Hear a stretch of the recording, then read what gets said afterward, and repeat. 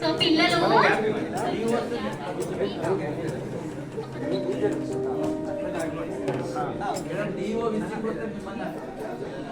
ఈ డిఓ రాడిప్పుడు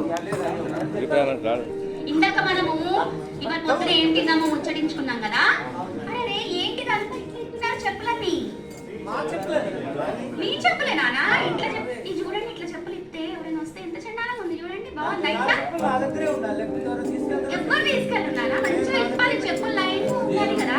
ఇప్పుడు ఇట్లా ఉంటే ఎట్లా ఉంది? గలీజ్గా ఉంటుందా?